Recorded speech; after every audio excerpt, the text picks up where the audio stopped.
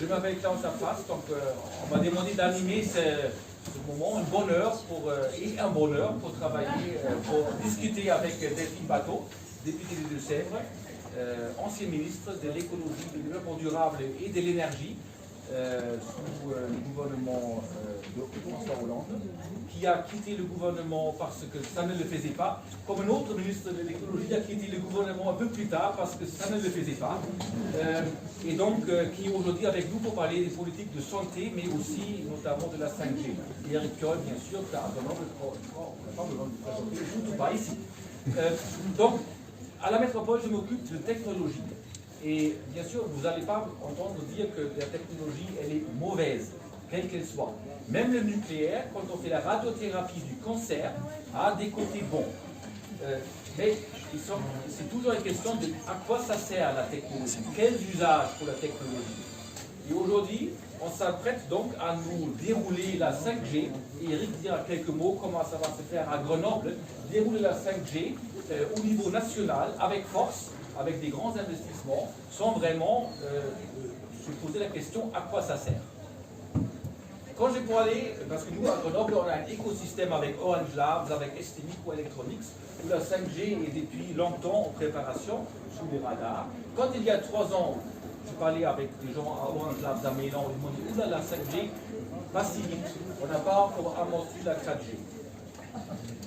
Et aujourd'hui, soudainement, ils sont très pressés parce que Free veut y aller et SFR aussi. Et la seule raison pour laquelle il veut aller, c'est parce que les fabricants de ça vont bientôt sortir des appareils où on peut avoir là-haut affiché 5G et ça se vend cher. Et puis les gens les gardent de plus en plus longtemps. Et derrière, bien sûr, il faut faire la consommation. Les gens achètent de nouveaux appareils, mais pour que ça affiche 5G, il faut des réseaux 5G. Et les réseaux 5G vont donc être déployés au-dessus des réseaux 4G existants. Ça consomme plus d'énergie. Il y a la question que mon nouveau téléphone consomme des très rares, et puis des antennes aussi.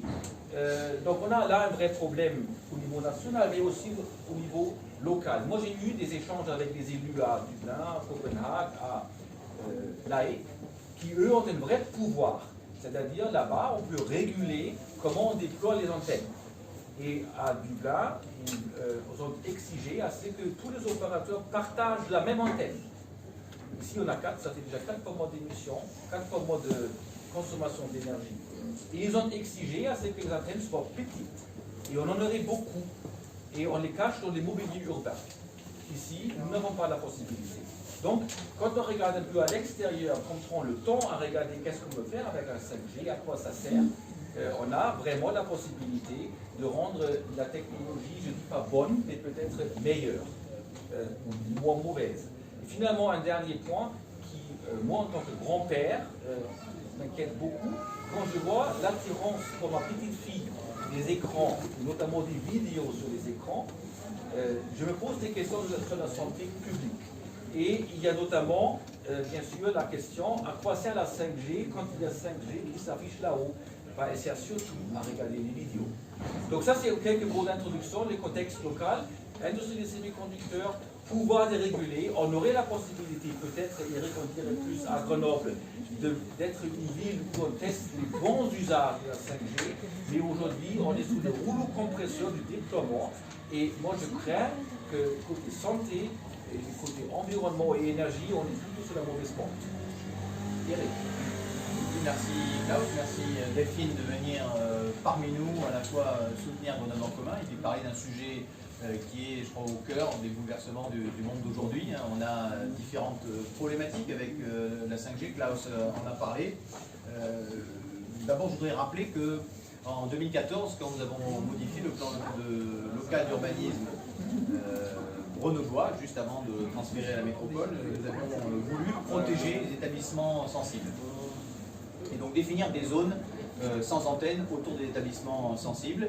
Les opérateurs nous ont attaqués au tribunal et ont gagné. Pourquoi? Parce qu'aujourd'hui, en fait, les élus n'ont aucun pouvoir de s'opposer. Ça tombe et puis finalement cette technologie est considérée comme étant naturelle.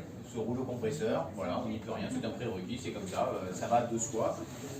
Et ça va de soi, aujourd'hui encore, puisque l'État s'apprête à vendre des fréquences, il y a la NFR, et dans le même temps, l'État reçoit un rapport de sa propre agence, l'ANSES, qui lui dit « Oulala, attendez les gars, là, sur la 5G, on ne sait pas du tout où on va en fait, même en matière de santé, donc attention à ce que l'on fait ». Donc finalement, on se retrouve dans un État qui est, il continue comme c'était un prérequis, et puis lui-même il se dit « Oulala, attention, on ne sait pas du tout où on va, on est peut-être en train de faire une grosse bêtise ».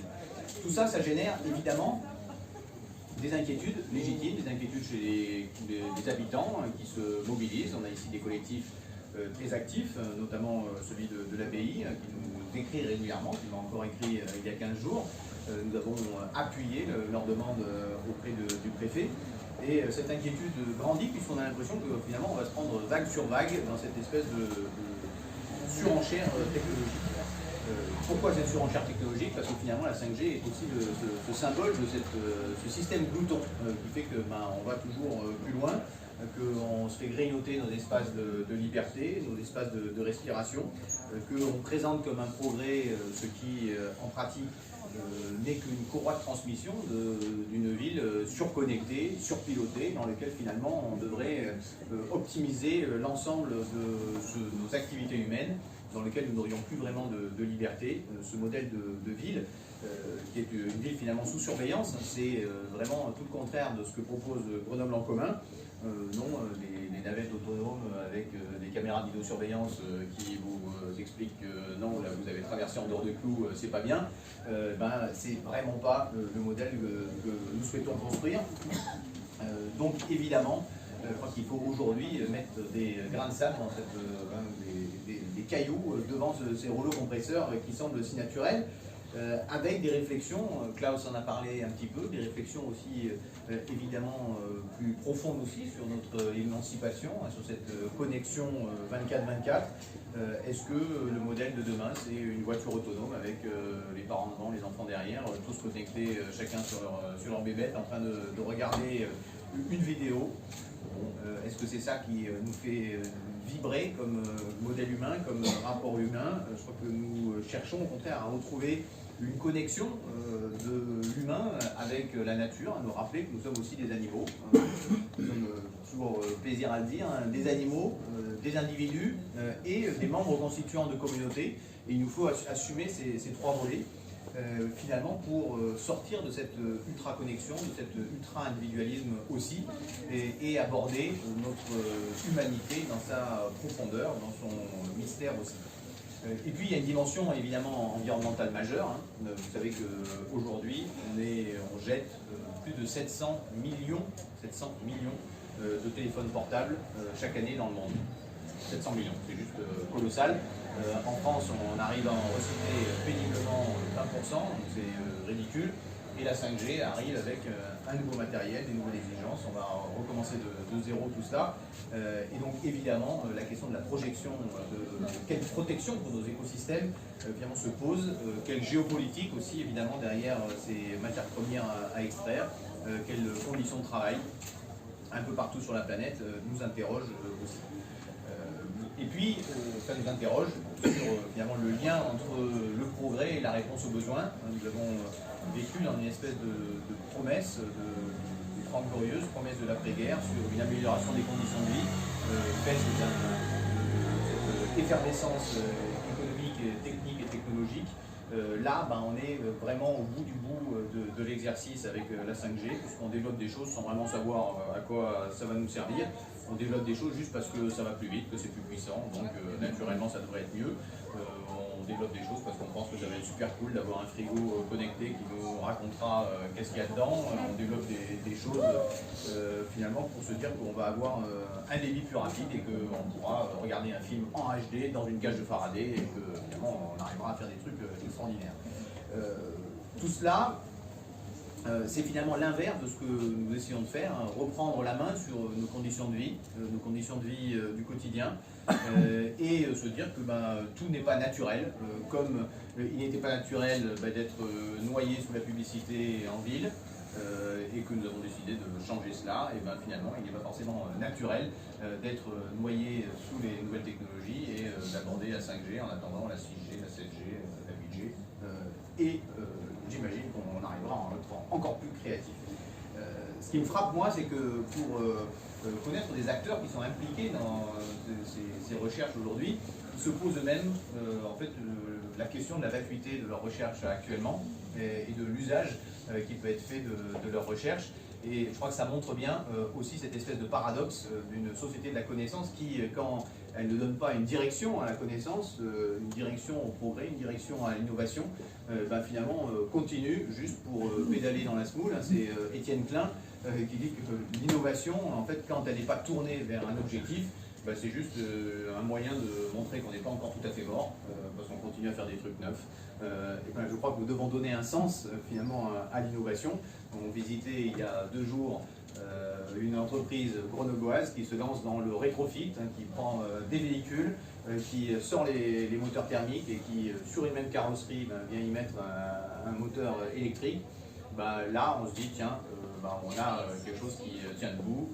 Nous visiterons bientôt une autre entreprise grenobloise qui a ses fournisseurs dans le sud-est de la France et qui va rénover et faire du rétrofit aussi, et cette fois-ci non pas sur des véhicules, mais sur des postes à haute tension qui sinon sont changés intégralement. On se dit que là, ils les prennent aussi, ils les rétrofitent, ils les remettent au goût du jour. Et je crois que nous devons continuer à avancer comme ça. Il y a un espace économique, d'une économie qui a du sens pour préserver les biens communs, chérir ces biens communs, qui a du sens pour nous amener des sécurités et qui a du sens tout court pour nos activités humaines. Voilà ce que je voulais partager sur cette interrogation que nous avons forte sur la 5G et qui m'a conduit à écrire au ministre de la Santé il y a quelques jours pour lui demander un moratoire sur le déploiement de cette 5G, puisqu'elle tombe sans aucun impact et sans aucune consultation des élus. Je pourrais dire ça en conclusion. Grenoble, nous avons découvert que Grenoble avait été choisi comme territoire d'expérimentation.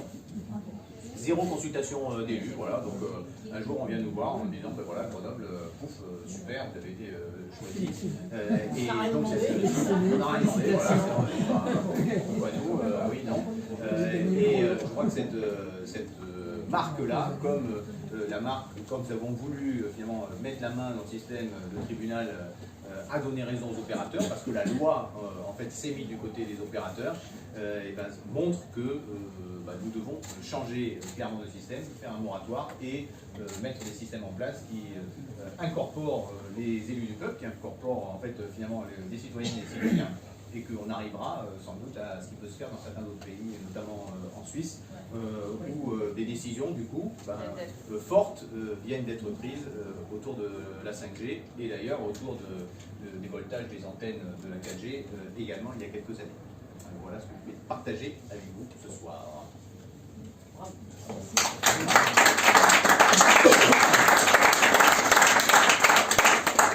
Bon, d'abord, merci de l'invitation. Moi, je suis très contente d'être ici. Et avant de parler de la 5G, juste dire un mot quand même sur le fait que vous avez beaucoup de chance à Grenoble. Et si je prends juste un exemple que tu as évoqué, c'est celui, en fait, dans toutes les villes actuellement. Moi, je circule beaucoup en France actuellement. Dans toutes les villes, on assiste de façon vraiment spectaculaire au déploiement des écrans publicitaires numériques, avec pour certains d'entre eux des systèmes en plus de capteurs. C'est pas tout à fait clair dessus par rapport aux règles de la CNIL, mais donc même dans les gares maintenant, vous en avez une alignée là. Chaque panneau représente la consommation d'énergie d'une famille. C'est une invasion des imaginaires encore plus puissante que l'affichage publicitaire classique, dans une situation où l'Organisation mondiale de la santé dit qu'il ne faut pas exposer les enfants aux écrans avant l'âge de 6 ans. Donc avec un vrai problème de santé publique sur l'impact qu'a sur le cerveau, en fait, tout ce déploiement publicitaire vidéo. Et je pense qu'à l'époque où la ville de Grenoble a été précurseur dans les décisions qui ont été prises sur la publicité par Eric et son équipe, il n'y avait peut-être pas autant en France la même conscience de l'urgence écologique en fait, et la conscience en fait de cette importance de cette question de la réglementation et de l'interdiction d'un certain nombre de pratiques publicitaires. Et vous avez été à l'avant-garde de ce combat qu'on mène maintenant à l'Assemblée nationale et dans beaucoup de villes pour faire interdire en fait ces technologies. Alors sur la 5G, est-ce que vous avez entendu parler d'un débat démocratique national? Non. Eh bien, dans la loi, après les élections européennes, ils ont inscrit on est en état d'urgence climatique. C'était bien de le reconnaître. Et ça a une conséquence, c'est qu'en fait, toutes les décisions maintenant doivent être prises normalement, en fonction du bilan carbone, en fonction des conséquences sur la consommation d'énergie. Le déploiement de la 5G, qui se fait donc en France sans aucun débat démocratique, il a pour conséquence que, je pense que chacun d'entre vous a dû faire l'expérience avec son smartphone, de la régularité à laquelle il faut le recharger, de l'obsolescence programmée des batteries, l'impossibilité de changer une batterie, etc. En fait, chaque appareil 5G, il consommera 3 fois plus d'énergie que les appareils actuels. La consommation nationale d'énergie de la France avec le déploiement de la 5G va augmenter d'au moins 2%. Lié au déploiement des installations et de leur impact sur les réseaux. Tout ça pour une utilité sociale qui est parfaitement discutable, puisque le but, effectivement, comme ça a été dit, c'est de passer de la HD à la Ultra HD. Avec, en fait, derrière, tout ce qui est, vous voyez, système de ce qu'on appelle réalité virtuelle. Alors, on s'imagine déjà encore plus de puissance des jeux type Pokémon Go, ou alors on s'imagine dans les romans de Damasio, pour ceux qui les ont lus, que je recommande, notamment Les Furtifs. Tout ça, en fait, sans débat démocratique. Et donc avec un impact écologique qui est désastreux, avec une conséquence qui est effectivement l'obsolescence délibérée de tous les smartphones et de tous les appareils existants fonctionnant à la 3G et à la 4G, qui ne marcheront pas. Donc il faut changer, donc ce que Eric a dit sur les ressources. Des problèmes en termes de cybersécurité qui ne sont pas du tout clairs aujourd'hui. Des problèmes d'utilisation d'une fréquence qui est la même fréquence que celle qui est utilisée par les satellites météo pour calculer, en fait, notamment, je crois que c'est la quantité de vapeur d'eau, enfin, c'est par rapport à l'étude des nuages. Et donc, en fait, vous avez une étude scientifique qui a été publiée dans la revue Nature qui dit, ben, nous, les météorologues, on va se priver, en fait, d'une capacité d'analyse et de prévision météo qui est absolument majeure, en plus dans un contexte de changement climatique. Et comble du compte, vous avez l'ANSES qui a été interrogé sur effectivement les questions d'impact sur la santé, et l'ANSES dit qu'il n'y a pas de données scientifiques. Donc on ne peut pas répondre à la question des impacts sanitaires, on n'est pas en mesure de décider. Donc tout ça plaide effectivement aujourd'hui pour un moratoire. Il est invraisemblable en fait, et même à mes yeux anticonstitutionnel, qu'on puisse déployer dans un contexte d'urgence écologique et d'urgence climatique une telle technologie sans étude d'impact environnemental, sans bilan carbone. Le bilan carbone complet, en analyse du cycle de vie, avec non seulement ce que représentent les antennes, mais surtout tous les appareils et tous les usages. En fait, c'est vraiment une technologie. Moi, je pense qu'il peut y avoir un usage des technologies mises au service de la réduction de la consommation d'énergie, de l'intelligence en fait dans l'usage des ressources. Mais là, c'est exactement l'inverse en fait. C'est la technologie mise au service de l'accélération et de la croissance de la destruction, et donc on ne peut pas laisser faire ça comme ça. Donc c'est la raison pour laquelle il faut maintenant enclencher une action pour un moratoire. Il faut enclencher une action avec tous les élus locaux qui sont partants, avec toutes les associations qui sont partantes, avec toutes les personnes dont la voix porte dans le débat public, parce qu'il est encore temps d'appuyer sur stop et d'appuyer sur pause. Et donc bravo à toi, Eric, de t'engager dans cette bataille où c'est vrai, en plus, les élus locaux n'ont pas la main de ce qui va se passer sur leur territoire et qui va avoir une influence importante sur la structuration de la vie collective dans les villes, dans les agglomérations, partout. Merci beaucoup.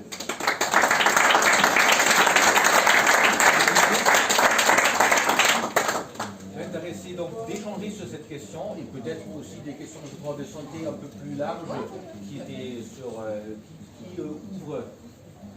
Moi, je trouve que la Peut-être que vous vous présentez en Pierre. Moi, je trouve que la 5G tombe bien parce qu'elle nous interpelle vraiment, notamment nous, écologistes et citoyens et de gauche, parce que je pense que notamment à Grenoble, on est allé très loin et on va très loin avec le déploiement technologique et on peut s'interroger sur le contrôle que même les scientifiques, comme le disait Eric, ils n'ont pas forcément avec les liens qu'il y a avec le pouvoir pour que les industriels puissent imposer leur loi. Aujourd'hui, hier, il y a quelques jours, 1000 scientifiques, qui sont aujourd'hui 2000, ont fait un appel à la rébellion. Moi, je pense qu'aujourd'hui, les modes d'action, on doit s'interroger face à ces oukases des grands groupes qui sont soutenus par la finance et qui sont tenus par des politiques. Et moi, je m'interroge, je pense que ça doit être une prise de conscience pour nous à Grenoble. Je m'interroge vraiment sur la question du développement économique qu'on doit avoir à Grenoble. Je vais faire un peu court, parce que je ne veux pas développer ma tête. Mais je pense que voilà, il faut qu'on s'interroge quand même sur notre développement scientifique à Grenoble, qui est allé très loin dans ce déploiement technologique et que probablement les scientifiques grenoblois, l'industrie grenobloise, les citoyens, on peut s'engager dans d'autres voies. Donc d'une certaine façon, c'est une alerte. La 5G est une alerte et je suis très heureux qu'enfin, parce que je trouve que c'était je ne savais pas où était la position de nos camarades, je me doutais, j'espérais, mais là elle est très claire, il y a un moratoire et je pense qu'on doit aller même plus loin et que si elle s'installe, il faut aller vers des actions de rébellion, bien entendu tout à fait pacifiques, mais il faut montrer que maintenant c'est fini, on ne va pas continuer à accepter ces technologies dévastatrices, très mauvaises et pour la santé, très probablement également. Mais je suis cool, hein. Peut-être une deuxième question ou remarque. Moi, pour compléter, si je suis en... il y a deux sociétés du CAC 40 d'électronique à Grenoble. Leurs dirigeants disent eux-mêmes que ça ne peut pas continuer, on va arriver à un point de rupture. Il y avait là.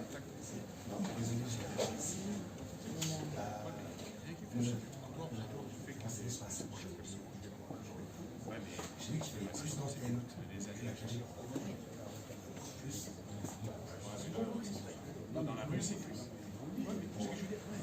Alors moi je suis pas ingénieur ni scientifique, mais effectivement la technologie. Alors ils présentent ça comme le fait que en gros elle serait intermittente, c'est-à-dire qu'elle se déclencherait que quand il y a besoin en fait de l'usage, à la différence de la 3G ou de la 4G aujourd'hui qui rayonne en permanence en fait. Et pour des raisons techniques de fréquence, effectivement il faut plus d'antennes. Les fréquences traversent moins bien les murs, donc on passe par les fenêtres.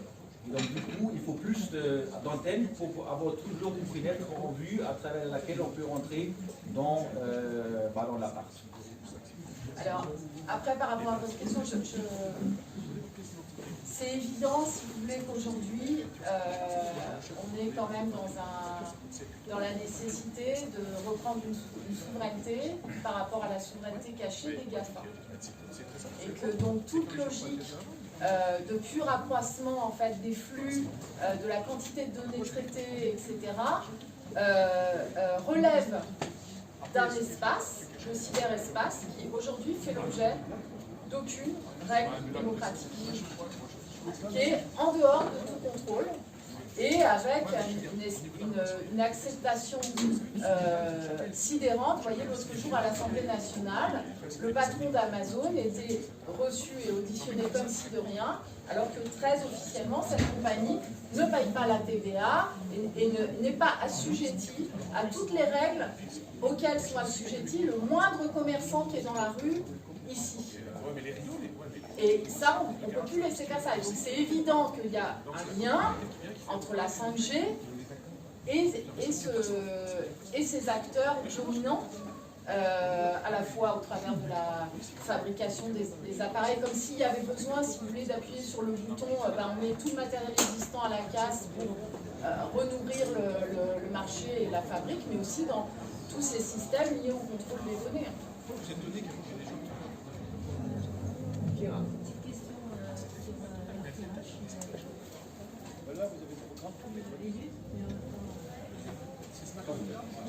Candidate, je voulais savoir, la 5G, j'ai entendu, j'ai lu ça, que la 5G, c'était à un moment donné, on voit bien qu'elle est imposée sur certains territoires, mais c'était plutôt la fibre qui allait prendre le relais sur le reste. Est-ce que c'est lié ou pas Peut-être tu voulais répondre sur l'écosystème Bah, économique grenoblois. Oui, enfin, on voit bien que il y a deux dimensions qui jouent dans l'activité, dans l'écosystème grenoblois aujourd'hui. Il y a un, qu'est-ce qu'on fait, et deux, comment on le fait. Et sur ces deux dimensions, il y a des questionnements. C'est-à-dire que dans le qu'est-ce qu'on fait, évidemment, quel est l'usage de notre activité économique ou moins, quelle est l'utilité sociale, ça questionne, et aujourd'hui, ça questionne notamment des chercheurs dans ce domaine-là. Après, il y a un deuxième volet qui est comment on le fait, c'est-à-dire que quelle est l'organisation, quelle entreprise, où là il se passe aussi des choses intéressantes, hein, puisque la moitié des coopératives qui sont créées en Auvergne-Rhône-Alpes sont créées à Grenoble, ou bien avec des créations d'entreprises, ou bien avec des conversions d'entreprises qui étaient en SA, SAS, SARL, etc., qui se convertissent en coopératives. Donc on voit bien que en fait, les questionnements qui existent aujourd'hui sont de deux ordres. Qu'est-ce qu'on fait comme activité économique, qu'est-ce qui a du sens, hein, et deuxièmement, comment on le fait, comment on s'organise pour faire ça. Et ça me semble intéressant du coup effectivement de porter, et là sur la 5G évidemment on est au cœur de ce débat dans les deux domaines, puisque il y a à la fois le qu'est-ce qu'on fait, à quoi ça sert, et puis le comment on le fait, puisque c'est effectivement cette espèce de fuite en avant qui est liée à des groupes qui se font la course entre eux pour c'est là où je trouve qu'il y a ça, cette course entre eux, qui sont obligés en fait de courir toujours plus vite parce que sinon ils ont l'impression qu'ils vont se faire déborder par le voisin. Voilà, sur peut-être le mercredi. Je crois aussi que la 5G, c'est un préalable à la voiture autonome. C'est ça, hein, plus ou moins, je crois. La voiture autonome aurait besoin d'un début. En fait, les objets connectés en général. Les objets mais entre connectés. autres, la voiture autonome. Donc, dans quelle mesure, moi je suis favorable évidemment, dans quelle mesure, si c'est un préalable à la voiture autonome, il y a une chance que ça puisse fonctionner, de faire un moratoire, si derrière, ça veut dire que potentiellement ça empêcherait, si malheureusement elle voit le jour, la voiture autonome, de pouvoir circuler dans... En fait, aujourd'hui, Bon, enfin, une zone. rien n'est sur la table. C'est ça, voilà. Rien n'est sur la table. Mais En tant que- c'est plus ou moins ça l'idée. Je crois que c'est la- Rien n'est sur Ouais. la table. Donc en fait, si vous voulez une analyse, une étude d'impact précise sur ça sert à quoi, c'est pourquoi faire, quelle régulation, quelle réglementation, on n'a rien de tout ça. Donc il y a des, on dit, il y en aurait Non, c'est besoin pas du pour tout ci, certain, il y en ça. aurait besoin pour ça, certainement avec des parts de vérité, mais sans débat public, sans débat démocratique. Le seul élément qu'il y a eu, c'est que comme ils ont dû prendre un arrêté et un décret pour l'attribution des fréquences et pour la redevance sur les fréquences, qui est aussi une manière de, vous voyez, d'inciter à la décision de l'État.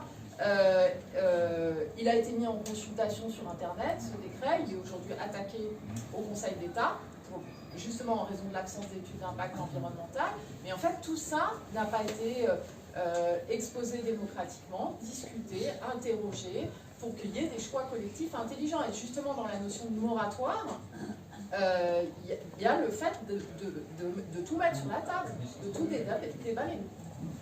Pour donner une illustration, la 5G, elle a ce qu'on appelle des couches, c'est-à-dire la couche au débit, c'est celle pour la vidéo dans le téléphone. C'est celle qu'on déploie aujourd'hui et qui est complètement inutile en l'état actuel.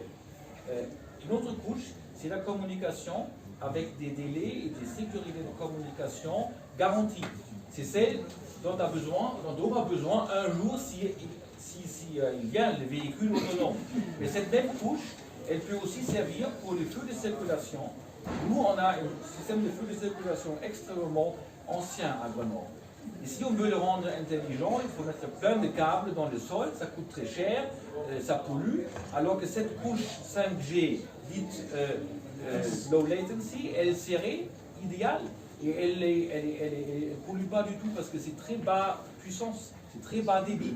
Et c'est idéal pour aider à notre futur feu de contrôle, notre centre de contrôle de feu de circulation. Et donc là, on pourrait les réaliser d'une manière beaucoup moins chère et beaucoup plus écologique. Mais le driver de cette couche, on a demandé à Orange, quand est-ce que ça vient? Ils ont dit quand la voiture autonome vient. C'est-à-dire, aujourd'hui, ce n'est pas les usages du service public, les usages d'une ville qui sont le moteur de ces déploiements, mais ce sont les grandes sociétés qui veulent sortir le produit dont on n'a pas demandé qu'il sorte sur le marché.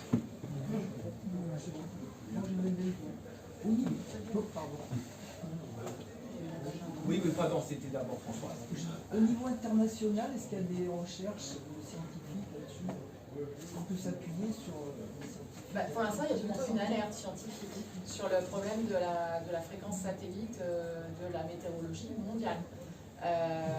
Donc rien que ça, si vous voulez, ça mériterait qu'on écoute en fait cette alerte des scientifiques et qu'elle soit prise en compte. Les autres recherches, moi je ne les connais pas. Je sais que la Commission européenne pousse, mais avec un délai plus long que ce que la France est en train de décider. Donc il y a une espèce d'empressement français qui est, même au niveau européen, une anomalie. Et la Suisse vient de dire stop.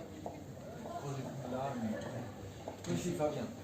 Je voulais savoir si vous êtes intéressé simplement à la 5G, mais aussi à la planète au débit par les microsatellites. Il faut savoir qu'actuellement, il y a des entreprises comme SpaceX qui envoient des myriades de nanosatellites qui peuvent aller jusqu'à 100 000. Moi, je suis astronome, professionnel, j'ai oublié de me présenter. Et ça inquiète beaucoup aussi les astronomes, parce qu'on va avoir plus de satellites brillants dans le ciel que d'étoiles visibles à l'œil nu. Et ça va aussi faire une couche de rayonnement qui va empêcher aussi la météo. Mais pour l'instant, c'est très confiné dans le monde de l'astronomie. Les gens ne le savent pas. C'est vrai qu'on est plus en tant que citoyen intéressé par les émissions, en tout cas à l'intérieur des villes, mais tout ce qu'il y a à la campagne, c'est ces couches-là. Donc je voulais savoir si à l'Assemblée nationale, c'était aussi un sujet qui a été saisi au même titre que la 5G. Je ne pense pas et ça m'intéresse hautement. Je pense qu'on a tous regardé les étoiles. On a été, il y a eu des travaux parlementaires sur le problème du fait qu'on est en train de transformer l'espace en poubelle. Donc il y a eu pas mal de choses sur le problème des déchets dans l'espace. Mais ce problème-là, non, moi j'en avais pas entendu parler. Ça m'intéresse. Voilà, ça m'intéresse d'avoir plus d'infos. La presse en milieu, après Pascal. Moi, je me posais des questions sur les tests qui ont été faits depuis 2 ans sur Grenoble, a priori sur le site du CEA. Est-ce que les élus ont eu des résultats, des études, des écrits là-dessus? Et après, concrètement, est-ce que depuis le début d'année, il y a eu des antennes posées à Grenoble?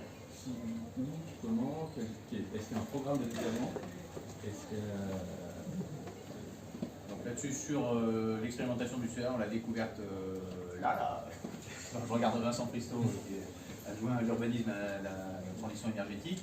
Et sur les antennes, non, on a refusé les autorisations de travaux, là.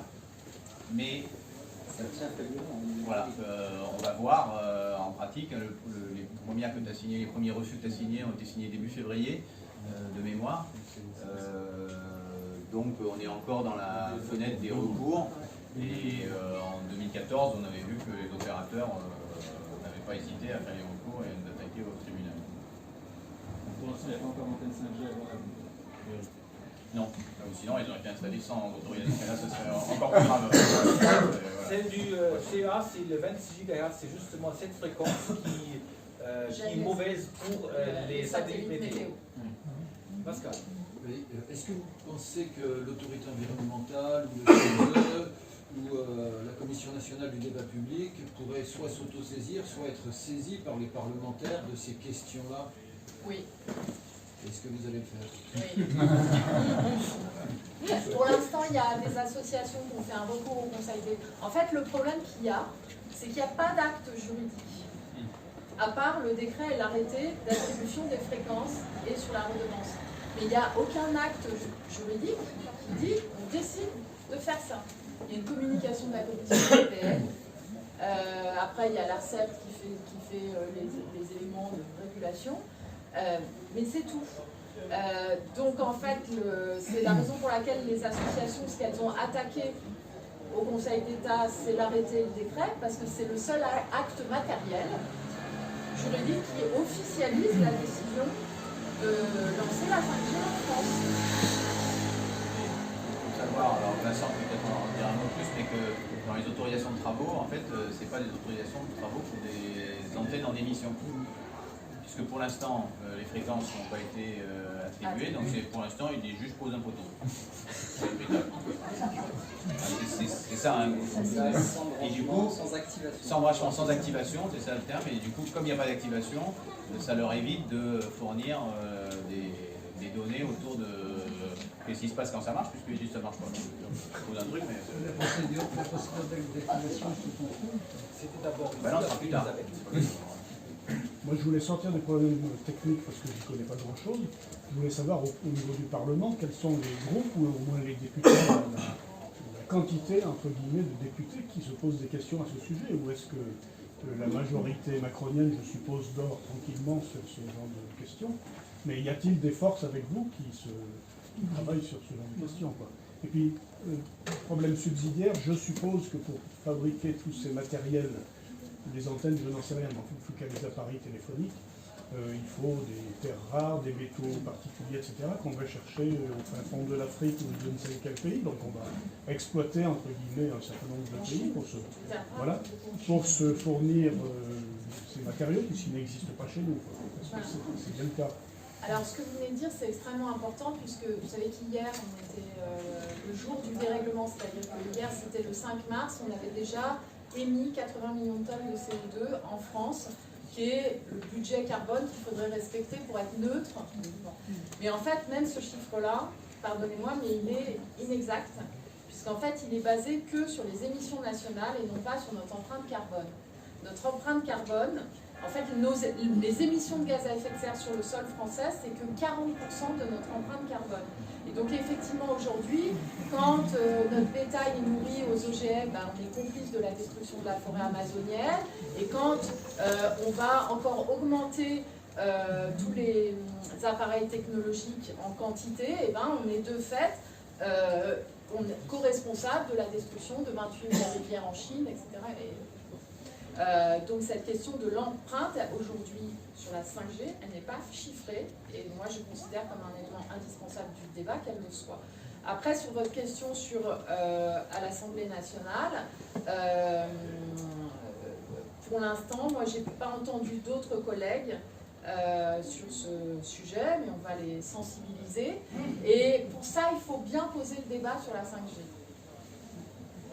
Il faut bien poser le débat comme un débat par rapport à l'augmentation de la consommation d'énergie, de la consommation de matières premières, par rapport à pourquoi faire, c'est-à-dire l'utilité sociale et l'absence de données sur la santé. Mais pas que comme un problème par rapport aux conséquences éventuelles qu'on ne sait pas aujourd'hui des fréquences et des ondes sur la santé.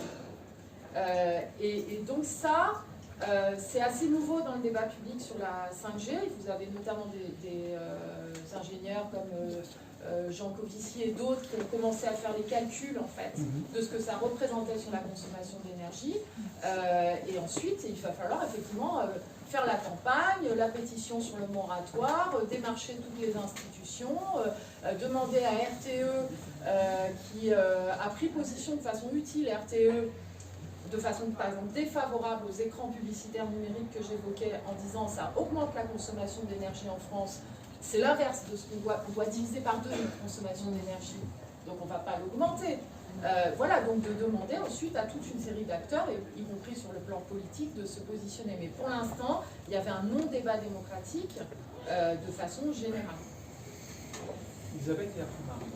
Oui, ma question est simple. Je voudrais savoir si le monde médical lui-même, le monde des chercheurs, des médecins-chercheurs, s'est approprié ce problème pour savoir pour savoir quelle est la conséquence de la 5G sur certaines, notamment les personnes fragiles. La réponse n'est pas tellement oui, à partir du moment où l'ANSES qui collecte toute la littérature scientifique existante dit qu'il n'y a pas de données.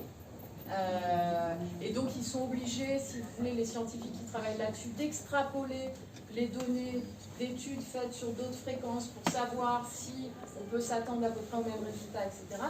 C'est pas clair. Il y a une insuffisance de travaux scientifiques. Moi, je vais changer un tout petit peu non pas de sujet, mais c'est quelle utilité sociale? Vous avez déjà posé la question tout à l'heure. Et à Grenoble, nous voilà encore ville expérimentale, et on a déjà connu beaucoup ça, puisque nous avons eu Clinatech il y a quelques années, où on allait expérimenter des expériences dans le cerveau, et tout ce qui était Minatech aussi, ici, et que tout cela allait produire des milliers d'emplois. Il se trouve que je suis présidente de la mission locale de Grenoble, et on n'a pas vraiment vu les milliers d'emplois. Enfin, il y en a peut-être 1000, mais on ne les a pas vus pour ceux qui ont tout juste le bac et parfois bac moins 2. J'arrive d'une région, là je suis allée passer 3 jours dans l'ouest de la France, où eux sont à des taux de chômage qui sont, alors je ne dis pas que c'est le bon modèle, hein, mais à des taux de chômage qui sont bien plus bas que les nôtres. Or, ici, le gros problème que nous avons, c'est qu'il y a des emplois, mais jamais pour ceux qui sont à des niveaux, un niveau de diplôme qui sont assez bas.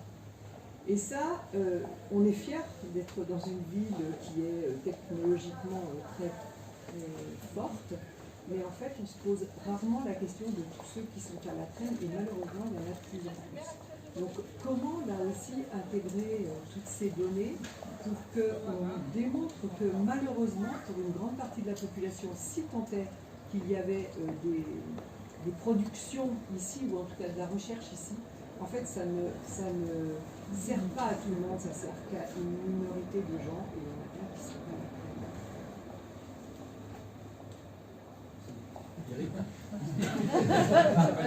La réponse est dans la question. Aujourd'hui, on imagine bien que d'abord, effectivement, les ratios d'emploi par unité produite dans ce domaine-là sont extrêmement bas, et que d'autre part, pour des emplois qui sont généralement qualifiés et surqualifiés. Ce qui ne veut pas dire que le travail qui est fait est diaboliquement intéressant, hein. Mais en tout cas, ça nécessite des qualifications extrêmement importantes. Et en plus, ces jeunes qui ont parfois bac -3 ont très très envie des nouvelles technologies. Ils les ont d'ailleurs dans un certain nombre de cas. Alors évidemment, ils doivent se les procurer avec des emplois qui sont un peu moins glorieux, en tout cas, mais des rapports financiers qui ne sont pas négligeables. Hein. Donc ça crée, alors ce qui fait qu'on a des jeux de chat et de souris qui sont quand même assez terribles, parce que justement pour s'acheter ça, pour s'acheter ces nouvelles technologies, eh bien effectivement, comme on ne peut pas avoir des emplois très rémunérateurs, il faut aller chercher de l'argent ailleurs, donc il y a la chasse aux délinquants, etc.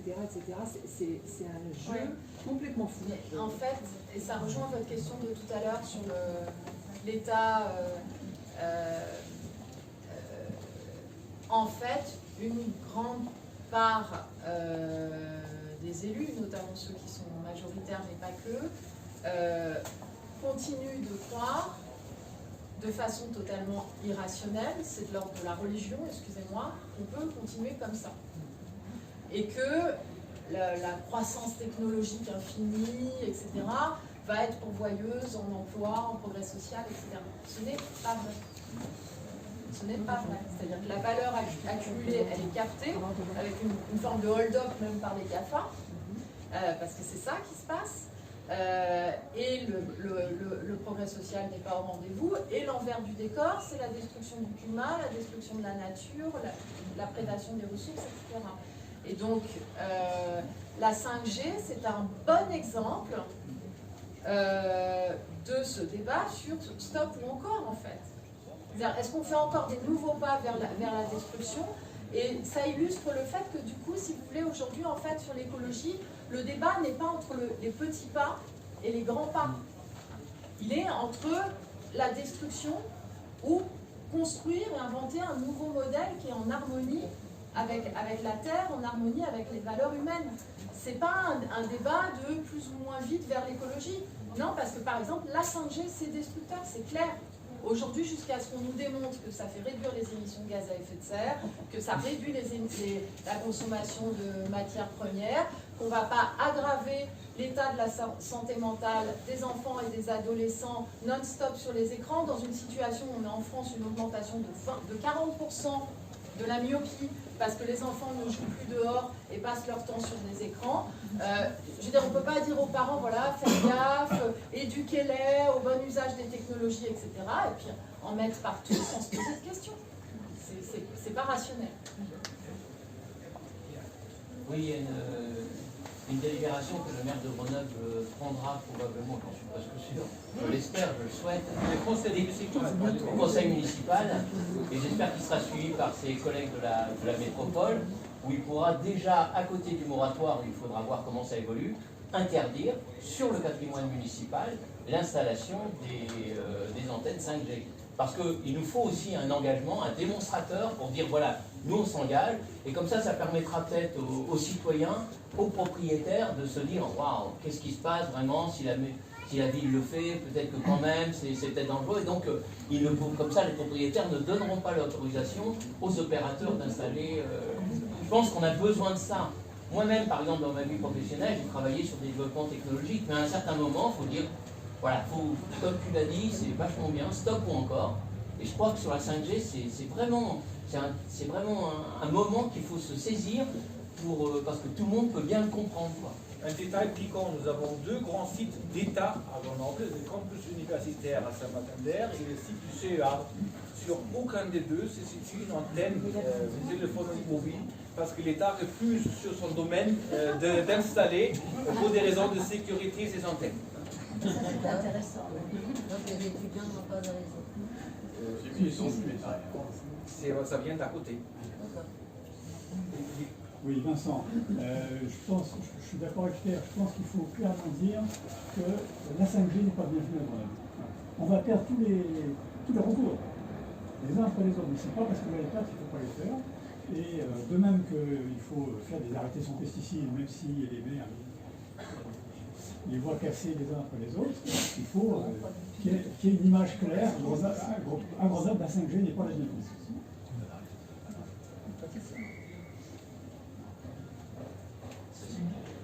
Oui, c'est ce qui s'est passé en 2014. Hein. On a posé, dans le plan local d'urbanisme, on savait bien que notre dispositif était fragile. Donc là, Vincent a re-signé des refus en sachant que les attendus sont fragiles juridiquement. On a obtenu une chose, il voulait, dans le plan local d'urbanisme intercommunal qui a été délibéré il y a juste quelques semaines, il voulait qu'on monte la hauteur maximale des mâts de 2,50 m actuels à 4,50 m. Comme je l'ai dit tout à l'heure, parce qu'il faut passer à travers une fenêtre, plus on est haut, plus on a la probabilité de viser une fenêtre. Donc ça on a refusé, et en effet, c'est resté à 2,50 m. Mais c'est pas la chose parce que ça ne va pas, comment dire, faire réduire le nombre d'antennes. C'est seulement rendre plus compliqué les déploiements. Pour rebondir là-dessus, en fait, je pense qu'on va effectivement vers un mouvement comparable, pas seulement de Grenoble, parce qu'il ne faut pas que Grenoble soit seul dans cette bataille, mais assez comparable à ce qui s'était passé, vous savez, quand vous aviez des territoires qui se déclaraient sans OGM, en fait, alors qu'ils n'avaient aucun pouvoir, malheureusement par la loi, de le faire, mais c'était un acte politique. Et il faut qu'on lance une pétition, que des collectifs citoyens s'organisent dans les différentes villes pour aller expliquer les choses à tout le monde, en fait, parce que beaucoup de gens ne sont pas au courant. C'est la première chose à faire, et ensuite de demander effectivement aux élus de soutenir ce combat et de comprendre les enjeux qui sont derrière.